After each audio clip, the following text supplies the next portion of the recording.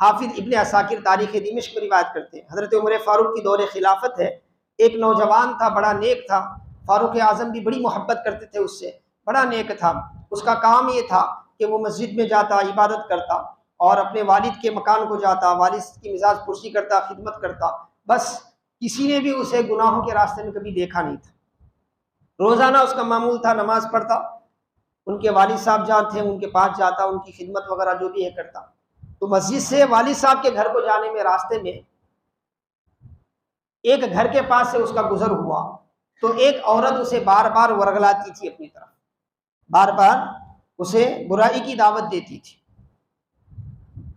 وہ اس کی طرف توجہ نہیں کرتا تھا۔ ایک دن ہوا ایسے کہ اس کا ورگلانا اثر کر گیا اور یہ اس کی طرف مائل ہو گئے، اس کے گھر کی طرف بڑھا۔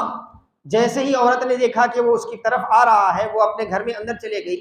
یہ بعد میں جیسے ہی اس کے گھر میں قدم رکھا، اچانک قرآن کی ایک آیت اس کی زبان سے جاری ہوئی، اس بچے کی زبان سے۔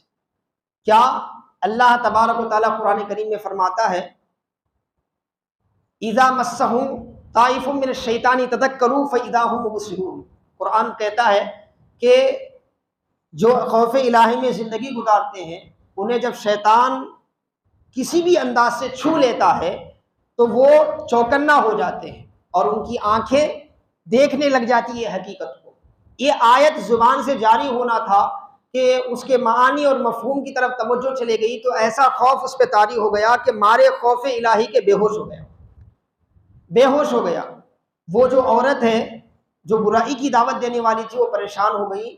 اب اسے اپنی عزت کا لگ گیا کہ بھئی لوگ اس کے حوالے سے مجھ پر الزام ڈالیں گے۔ اپنی خادمہ کو لے کر کیا ہے، بڑی مشکل سے اسے وہاں سے ہٹا کے اس کے والد کے گھر کی دہلیز پر ڈال کے آ گئی۔ اب باپ انتظار کر رہا ہے کہ بیٹا آیا نہیں آیا نہیں۔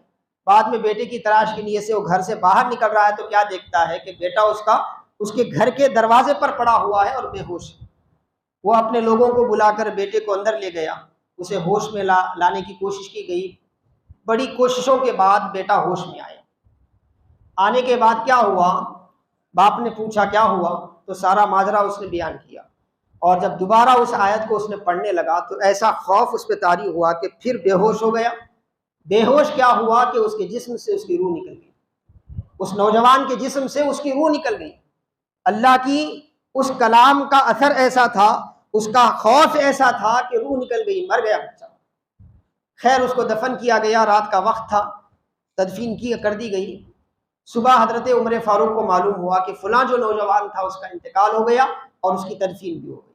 وہ اس کے والد کے پاس آئے، اس کو پرسا دیا، اس کی مزاج پرسی کی، اس کو تسلی دی، تعزیت کی اس کی، اور اسے ایک شکوہ بھی کیا کہ بھئی آپ بتانا تھا مجھے کہ آپ کے بیٹے کا انتقال ہوا، میں بھی آ جاتا تھا، اس کے آخری رسوم میں بھی شریک ہو جاتا تھا۔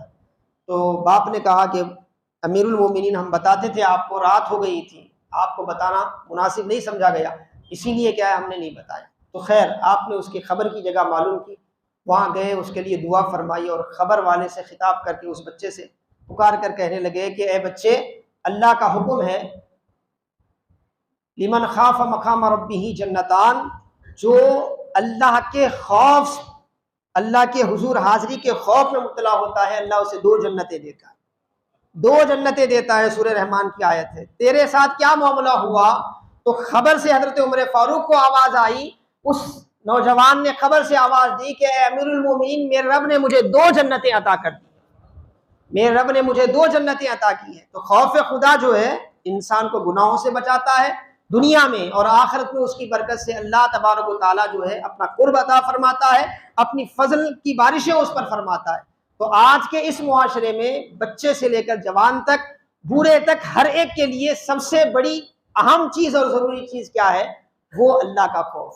اور اللہ کا خوف کیسے پیدا ہوتا ہے؟ آپ اللہ کی طاقت کو جانیں، اللہ کی قدرت کو جانیں، اللہ کی شان کو جانیں، اللہ کی عظمت کو جانیں۔ جتنا زیادہ آپ اللہ کی عظمت کو جانیں گے اتنا زیادہ اللہ کا خوف بڑھے گا۔ اسی لیے قرآن کریم میں اللہ نے فرمایا انما یخشی اللہ من عبادہ العلماء، بے شک اللہ سے اس کے بندوں میں سب سے زیادہ ڈرنے والے وہ ہیں جو سب سے زیادہ اس کو جانتے ہیں۔